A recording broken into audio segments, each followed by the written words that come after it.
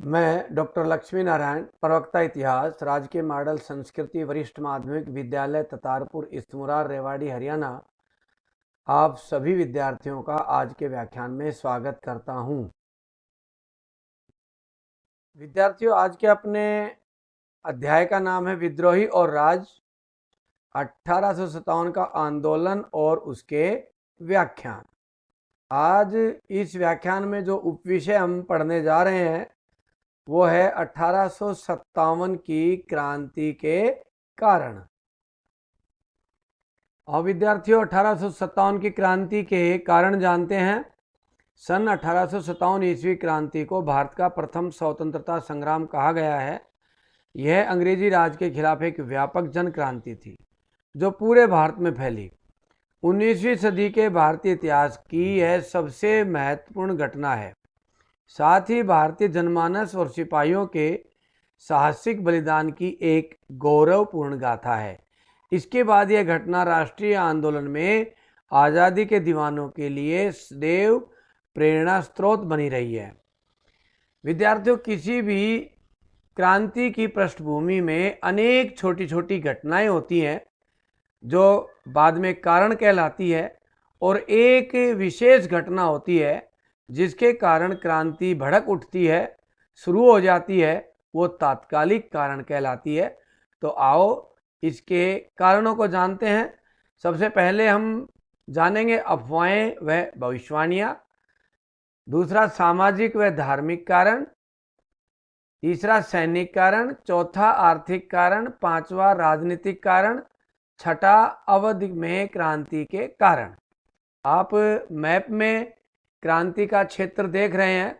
जो ये नक्शा है भारत का जिस पे हरा रंग है, ये सारा अंग्रेजों के अधीन था, और जो लाल लाइन है इसके अंदर का भाग, यहाँ पर क्रांति भड़क उठी थी और कोई ना कोई घटना कहीं ना कहीं भारत के हर हिस्से में हुई थी। तो आओ एक बार इस कारणों को जानते हैं। सबसे पहले देखते हैं अफवाहें व भविष्यवाणियां।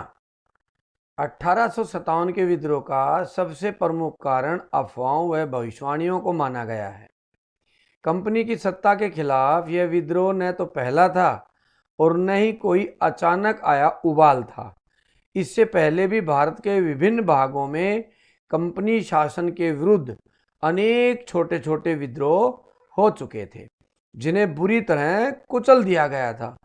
इन्हीं की श्रृंखला में यह एक व्यापक विद्रोह था जो विदेशी सत्ता के खिलाफ एक स्वतंत्रता आंदोलन बन गया। क्रांति का तात्कालिक कारण भी एक अफवाही मानी गई है। आओ उसको देखते हैं। पहले क्रांति का तात्कालिक कारण चर्बी वाले कारतूस माना गया है। विद्यार्थियों, तात्कालिक कारण वो कारण होता है जिस कारण से वह घटना आरंभ हो जाती है। 1857 की क्रांति जिस कारण से आरंभ हुई उसको तात्कालिक कारण कहा गया। वो तात्कालिक कारण था चर्बी वाले कारतूस। क्रांति को आरंभ करने का प्रमुख कारण चर्बी वाले कारतूस माने गए हैं। इन कारतूसों पर चर्बी लगी हुई थी। 1857 के आरंभ से ही सिपाहियों में एक अफवाह थी कि नए दिए गए कारतूसों में गाय व सूअर की चर्बी लगी हुई है। इन चर्बी लगे कारतूसों से हिंदू व मुसलमानों दोनों को ही अपना धर्म भ्रष्ट होने का भय था। ये कारतूस बंगाल आर्मी को दी गई एनफील्ड राइफल के लिए विशेष तौर पर तैयार किए गए थे। इन कारतूसों पर चिकने कागज की सील लगी थी जो मुंह से काटनी पड़ती थी। आप विद्यार्थियों चित्र में एनफील्ड राइफल और कारतूस दोनों देख रहे हैं। ये कारतूस हैं, इसके ऊपर ये कागज है, इसको मुंह से काटना पड़ता था और इस पर चर्बी लगी होती थी। इसी तरह से ये एनफील्ड राइफल है, इस राइफल में यह कारतूस प्रयोग किया जाता था। भारतीय सैनिकों को पहले पहल यही राइफलें दी गई थी। अंग्रेजों ने इसे अफवाह बताया है तथा इस अफवाह का स्रोत भी उन्होंने ढूंढने का प्रयास किया है। राइफल इंस्ट्रक्शन डिपो के कमांडेंट कैप्टन राइट ने अपनी रिपोर्ट में लिखा था कि दमदम स्थित शस्त्रागार में काम करने वाले नीची जाति के एक खलासी ने जनवरी 1857 के तीसरे सप्ताह में एक ब्राह्मण सिपाही से पानी पिलाने के लिए कहा। ब्राह्मण सिपाही ने यह कहकर अपने लोटे से पानी पिलाने से इनकार कर दिया कि नीची जाति के छूने से लोटा अपवित्र हो जाएगा। रिपोर्ट के मुताबिक इस पर खलासी ने जवाब दिया कि वैसे ही जल्दी ही तुम्हारी जाति भ्रष्ट होने वाली है, क्योंकि अब तुम्हें गाय और सूअर की चर्बी लगे कारतूसों को मुंह से खींचना पड़ेगा। यह अफवाह फैलती चली गई। खलासी ने जो बताया था उसने जाकर के अपने बैरिक में स्थित सभी सैनिकों को बताया, और वहां मुस्लिम सैनिक भी थे तो एक तरफ ब्राह्मण सैनिक भी थे, और इस कारण से वहां ब्राह्मण सैनिकों में मंगल पांडे ने विद्रोह कर दिया। इस तरह से विद्यार्थियों, मंगल पांडे अंग्रेजों के विरुद्ध हथियार उठाने वाले पहले क्रांतिकारी माने गए हैं। तो ये पहला कारण था, चर्बी वाले कारतूस, और इसी कारण से 1857 की क्रांति आरंभ हुई।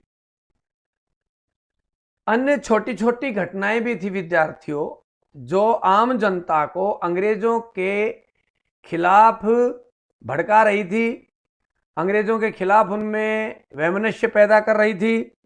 ऐसी एक घटना थी आटे में गाय व सूअर की हड्डियों का चूरा। एक अफवाह यह भी फैली हुई थी कि हिंदू और मुसलमानों का धर्म भ्रष्ट करने के लिए अंग्रेजों ने आटे में गाय व सूअर की हड्डियों का चूरा मिला रखा है। इस बात को लेकर भी जनता में असंतोष था। शहरों और छावनियों में सिपाहियों और आम लोगों ने आटे को छूने से मना कर दिया था। इस तरह की अफवाह से भी आम जनता और सैनिकों में अंग्रेजों के खिलाफ घृणा भर रही थी। एक घटना यानी कि अफवाह एक और भी है कि धर्म परिवर्तन की अफवाह। यह अफवाह भी फैली हुई थी कि अंग्रेज हिंदुस्तानियों को ईसाई बनाना चाहते हैं। इस अफवाह से भी आम जनता में बेचैनी थी। इन बेचैनियों ने लोगों को अगला कदम उठाने के लिए झिंझोड़ दिया। यह अफवाह नहीं थी विद्यार्थियों, यह भी एक सत्य घटना थी। उस समय ईसाई मिशनरी भोले भाले आदिवासियों को और हिंदुओं को, सभी लोगों को ईसाई बनाने में लगी थी। गांव-गांव चपातियां बांटने की भी एक अफवाह उस समय फैली हुई थी जिस समय क्रांति आरंभ हुई। अंग्रेजों को इन दिनों गांव-गांव में चपातियां बांटने की रिपोर्ट आ रही थी। बताते हैं कि एक आदमी रात में गांव के चौकीदार को एक चपाती तथा 5 और चपातियां बनाकर अगले गांव में पहुंचाने का निर्देश दिया जाता था, और यह सिलसिला यूं ही चलता जाता था। चपातियां बांटने का मकसद ना उस समय स्पष्ट था और ना ही आज स्पष्ट हो पाया है, परंतु इस बात में कोई शक नहीं कि लोग इसे किसी आने वाली उथल पुथल का संकेत अवश्य मान रहे थे। परंतु अंग्रेजों ने इसको ऐसे माना है कि ये चपाती बांटने की घटना ये थी कि गांव-गांव मैसेज दिया जा रहा था कि भाईचारा बढ़ा लो, आप सभी इकट्ठे हो जाओ और कोई ना कोई क्रांति होने वाली है।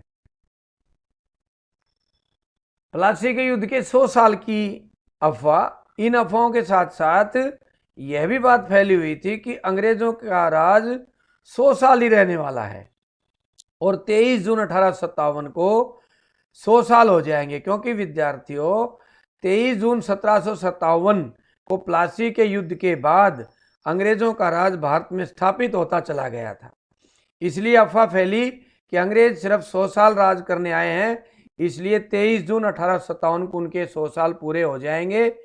ऐसी भविष्यवाणी की अफवाह फैली हुई थी कि अब इस साल अंग्रेजों का राज समाप्त होगा। इस कारण भी आम जनता में अंग्रेजों को भगाने की भावना भड़की।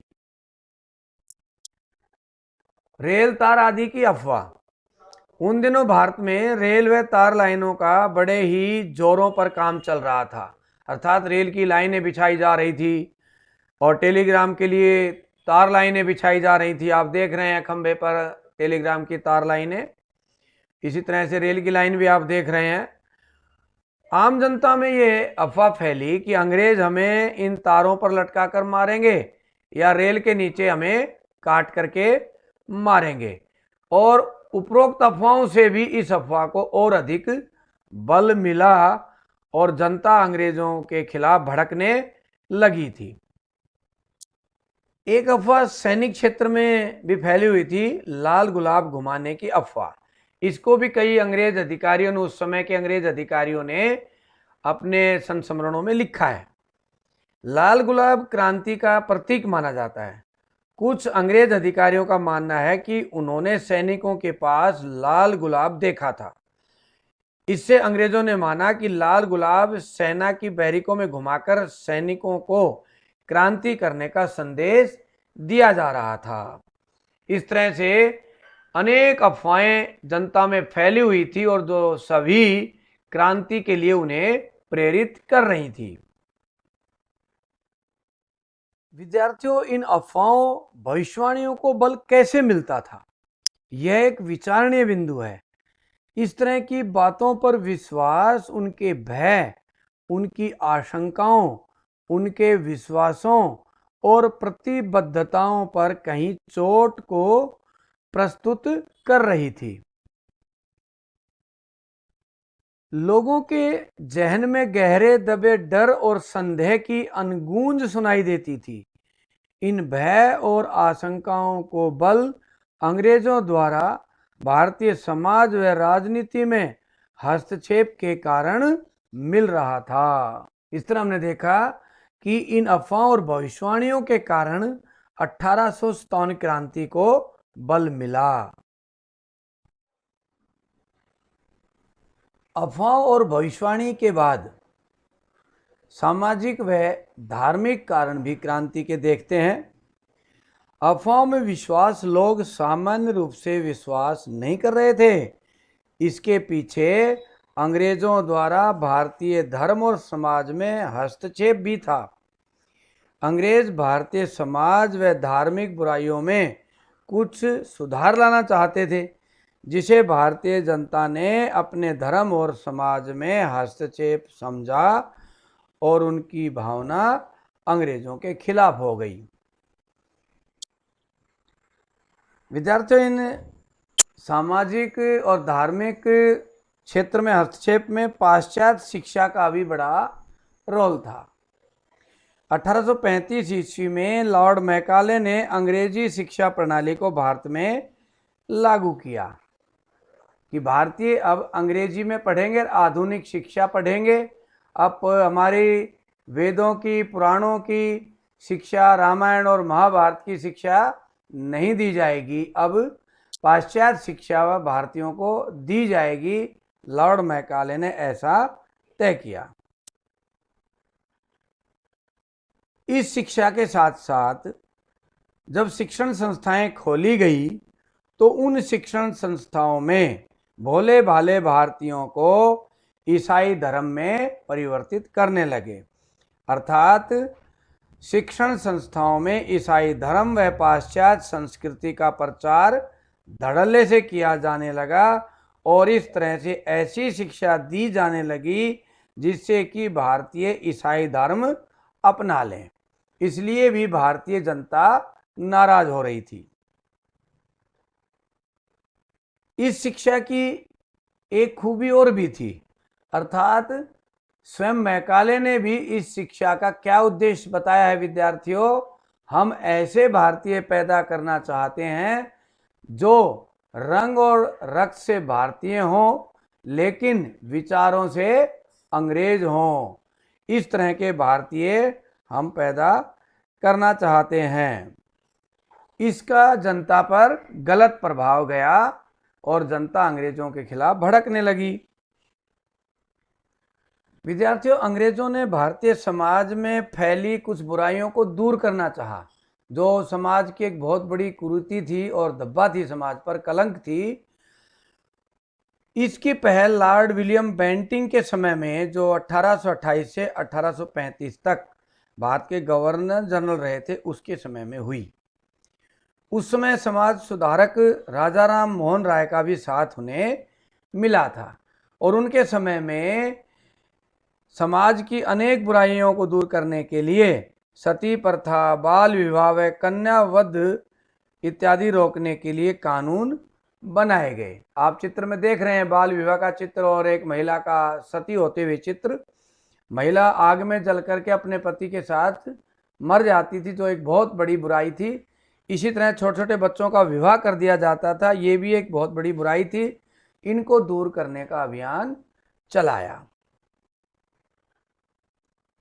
इसी तरह 1856 ईस्वी में विधवा पुनर्विवाह कानून भी आया, जिसमें प्रमुख भूमिका ईश्वर चंद्र विद्यासागर ने निभाई। उन्होंने सबसे पहले अपने पुत्र का विवाह ही एक विधवा के साथ किया और इस तरह से ये भी एक बुराई थी भारतीय समाज में कि विधवा होने पर महिला दूसरा विवाह नहीं कर सकती थी, बल्कि उसे सफ़ेद वस्त्र पहनने पड़ते थे और अपने केस भी कटवाकर रखने पड़ते थे। ऐसी बुराई को भी उस समय दूर करने का प्रयास किया गया। इसी तरह से कन्यावध भी कर दिया जाता था।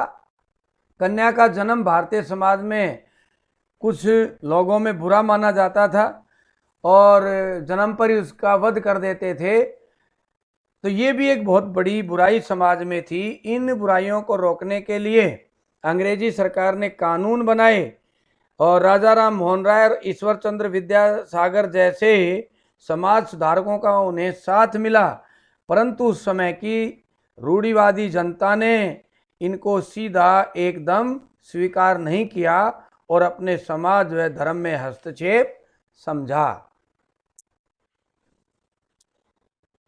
एक कारण सामाजिक कारणों में, धार्मिक कारणों में था ईसाई धर्म का प्रचार। भारत में ईसाई मिशनरीज बड़ी भारी मात्रा में आ गए और भोले भाले भारतीयों को ईसाई बनाने लगे। हमने अफवाहों में भी इसको पढ़ा है विद्यार्थियों। इसे भारतीय जनता ने अपने धर्म में हस्तक्षेप समझा और ये बात सत्य भी थी कि उनको लालच देकर, लोभ देकर के, धमका करके हर तरह से ईसाई बनाया जा रहा था। इसी तरह से ईसाई मिशनरी स्कूल खोले जा रहे थे जहां लोगों को ईसाई बनाया जाता था। इस तरह से सरकारी नौकरी कर रहे कर्मचारियों को भी ईसाई बनने का लालच दिया जाता था। उनको पदोन्नति का लालच दिया जाता था, अच्छा वेतन देने का लालच दिया जाता था। इस तरह के लालच दे करके ईसाई मिशनरीज भारतीयों को ईसाई बना रहे थे। इसके साथ साथ एक और भी कानून पास किया अंग्रेजों ने। वो क्या कानून था? इस कानून का नाम था लेक्सी लोसी एक्ट।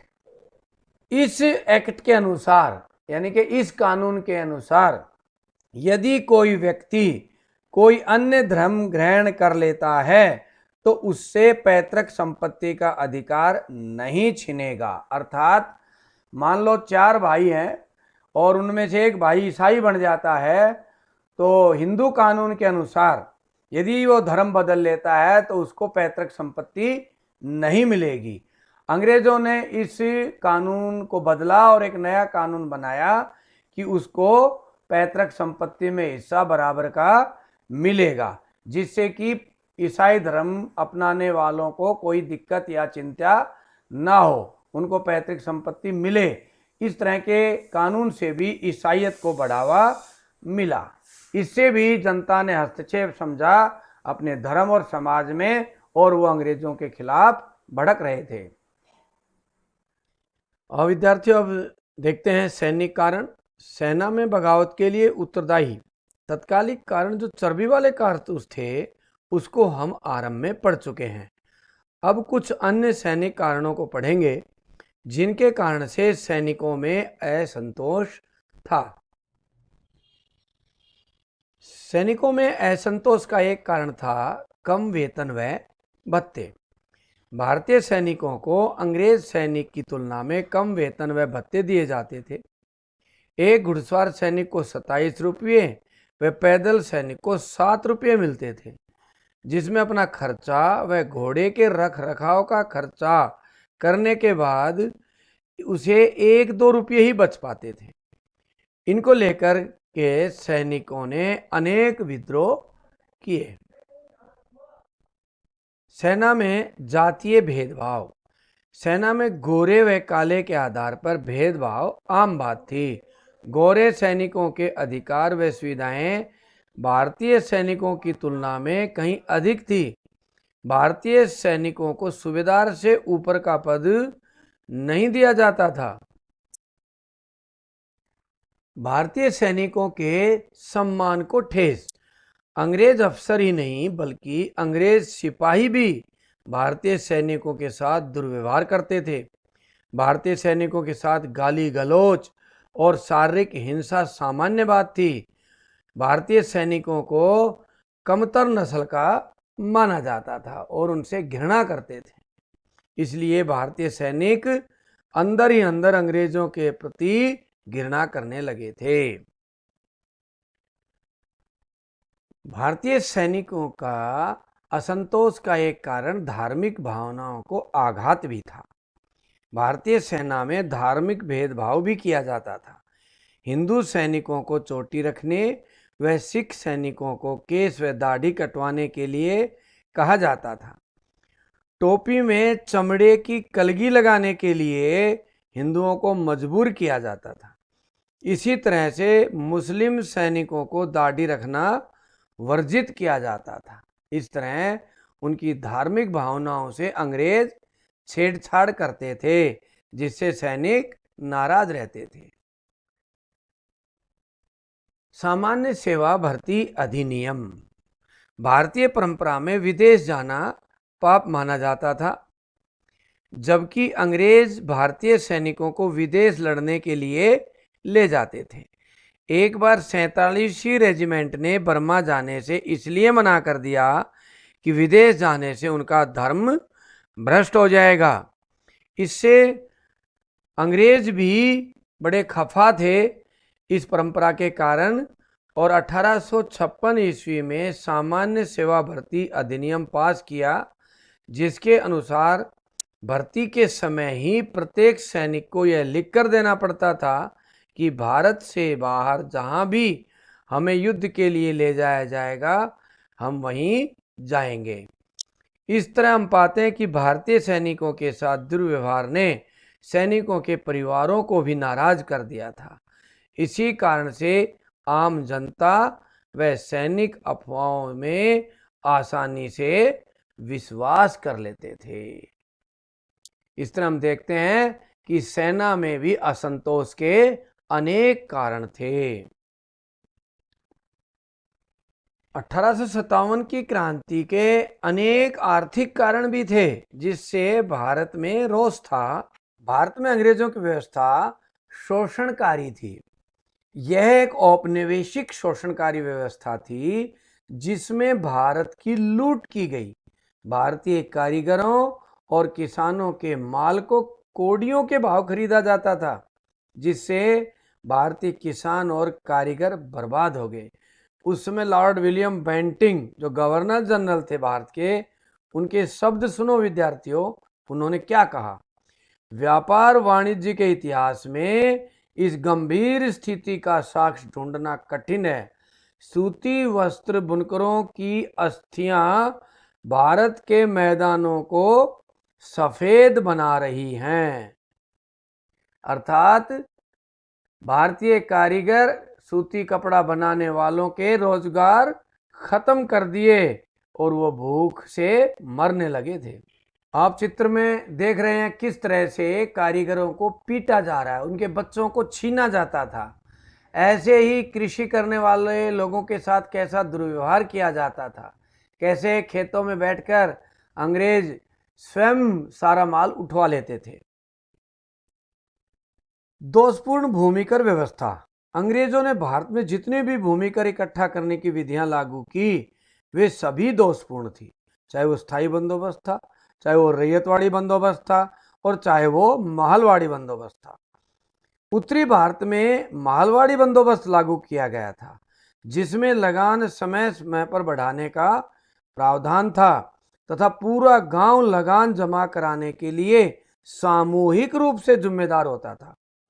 यदि लगान जमा ना करा सके तो पूरे गांव को सजा मिलती थी। इसलिए पूरे गांव में अर्थात सामूहिक रूप से सभी अंग्रेजों के प्रति नाराज हो जाते थे, क्योंकि जब सबको सजा मिलती थी तो पूरा गांव अंग्रेजों के खिलाफ हो जाता था। इस तरह की दोषपूर्ण भूमिकर व्यवस्था से किसान बर्बाद हो रहे थे, ना उनका ठीक ढंग से रहना सहना हो पाता था और उनके खेत भी बर्बाद होते जा रहे थे। अंग्रेजों की शोषणकारी नीतियों के कारण भूखमरी और बेरोजगारी भी फैलती जा रही थी। किसानों के पास इतना भी नहीं बच पाता था कि वो साल भर खा सके। इसी तरह से कारीगरों के पास भी काम नहीं मिल पाता था, बर्बाद हो रहे थे लोग। सर सैयद अहमद खान लिखते हैं, कुछ लोग इतने गरीब थे कि वे एक एक आने अथवा एक एक सेर आटे के लिए प्रसन्नता पूर्वक विद्रोहियों के साथ मिल जाते थे। 1857 की क्रांति में राजनीतिक कारणों की भी महत्वपूर्ण भूमिका रही। अंग्रेजों की साम्राज्य विस्तार नीति ने न केवल आमजन को बल्कि राजा महाराजाओं को भी नाराज कर दिया था। इन राजनीतिक कारणों में सहायक संधि की भी एक महत्वपूर्ण भूमिका रही है। सहायक संधि वेल्जली द्वारा 1798 में तैयार की गई एक व्यवस्था थी, जिसके अनुसार अंग्रेजों के साथ संधि करने वाले भारतीय शासक को कुछ शर्तें माननी पड़ती थी। इन शर्तों के कारण भारतीय राजाओं की सारी स्वतंत्रता छिन गई थी। ये शर्तें देखते हैं विद्यार्थियों एक बार बारी बारी से। पहली शर्त थी, अंग्रेज अपने सहयोगी की बाहरी और आंतरिक चुनौतियों से रक्षा करेंगे। दूसरी शर्त थी, सहयोगी पक्ष के भू क्षेत्र में एक ब्रिटिश सैनिक टुकड़ी तैनात रहेगी। तीसरी शर्त थी, सहयोगी पक्ष को इस टुकड़ी के रखरखाव की व्यवस्था करनी पड़ेगी। चौथी शर्त थी, सहयोगी पक्ष न तो किसी और शासक के साथ संधि करेगा और न ही अंग्रेजों की अनुमति के बिना किसी से युद्ध में हिस्सा लेगा।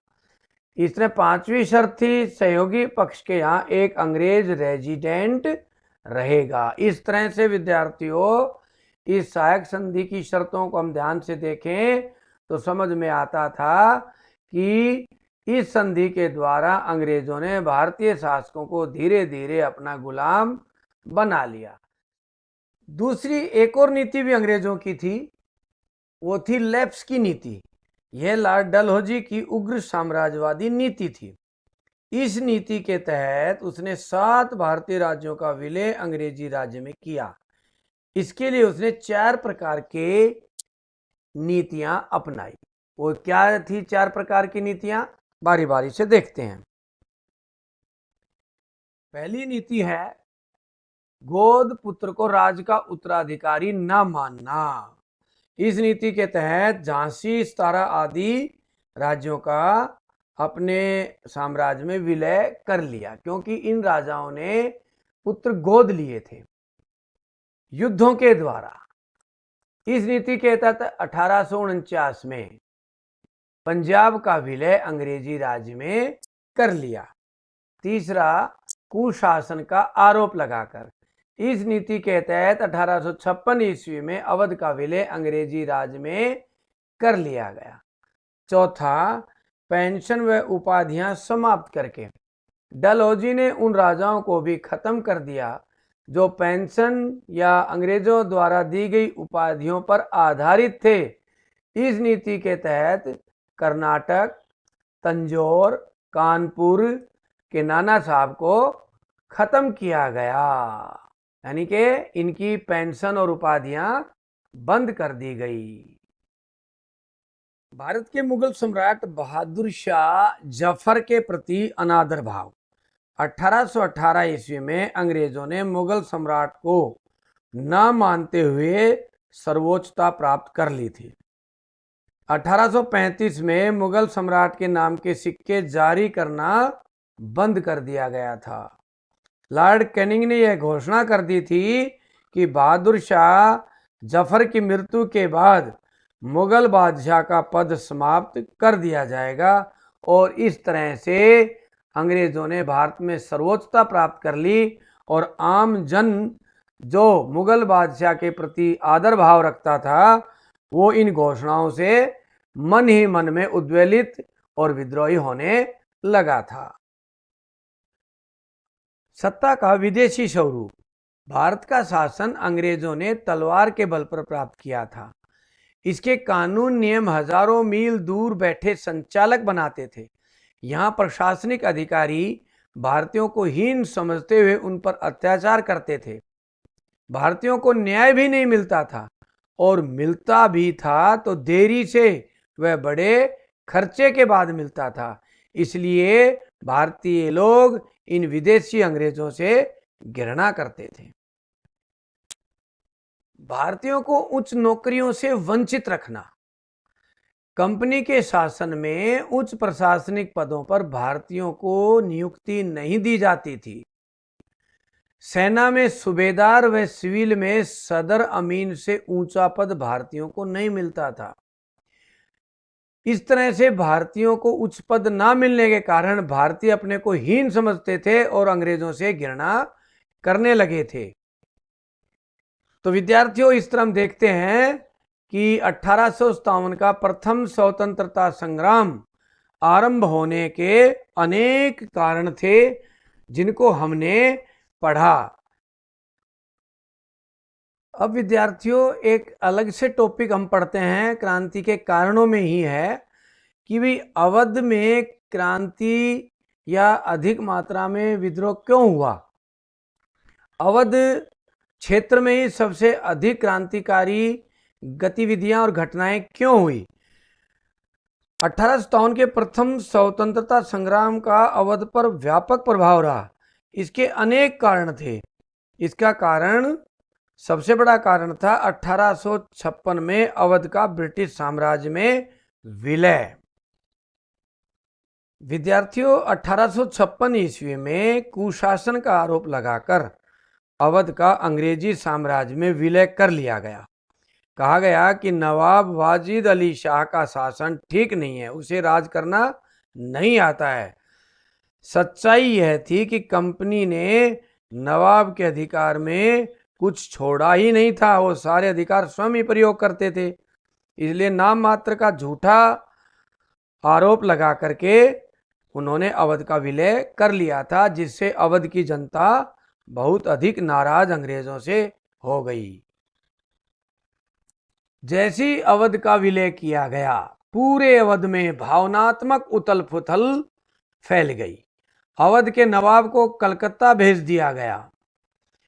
अवध की जनता नवाब को बहुत चाहती थी। कहते हैं कि जब वे लखनऊ से कलकत्ता के लिए निकले तो अवध की जनता कानपुर तक उनके साथ विलाप करती हुई उनके पीछे पीछे आ गई। एक ने लिखा है, देह से जान जा चुकी थी, शहर की काया बेजान थी। एक लोकगीत में गाया गया, अंग्रेज बहादुर आइन मुल्क ले लेनो। इस तरह से भावनात्मक रूप से गीत भी लिखे गए, गीत भी गाए गए और नवाब को हटाने से लोग बहुत भावुक हो गए थे और अंग्रेजों से घृणा करने लगे थे। अवध पर सहायक संधि थोपना। 1801 ईस्वी में अवध पर सहायक संधि थोप दी गई थी और अवध की सेना खत्म कर दी गई थी और उसकी जगह ब्रिटिश सेना ने ले ली थी। प्रशासनिक मामलों में दरबार में मौजूद अंग्रेज रेजिडेंट का पूरा हस्तक्षेप रहता था। इसलिए जिस दिन अवध ने सहायक संधि पर हस्ताक्षर किए थे विद्यार्थियों, उसी दिन अवध की स्वतंत्रता खत्म हो गई थी। नवाब नाम मात्र का ही चला रहा था। उच्च कुलीन वर्ग के हितों पर चोट। अवध के विलय से दरबारी कुलीन वर्ग बर्बाद हो गया। इन कुलीनों को नवाब की तरफ से विशेषाधिकार प्राप्त थे, जो अंग्रेजों ने खत्म कर दिए।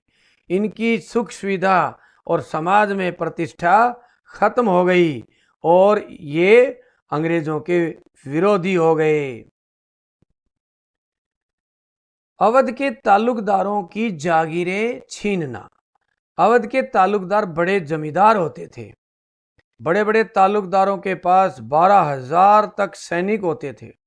अंग्रेजों ने बहुत से ताल्लुकदारों की जमीन छीन ली, उनकी सेना भंग कर दी, उनके सैनिक और न्यायिक अधिकार खत्म कर दिए, उनके किलों को नष्ट कर दिया गया।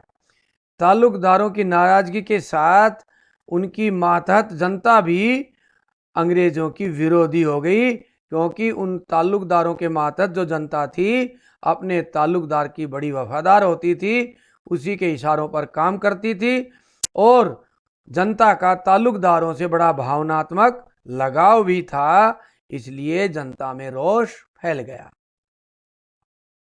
अवध के किसानों पर अत्याचार। अवध की भूमि बहुत उपजाऊ थी, इसमें नील और कपास की खेती बहुत होती थी, जो अंग्रेजों की मुख्य फसल थी, और किसानों को नील और कपास बोने के लिए यहां मजबूर किया जाता था, जिससे अवध के किसान नाराज थे।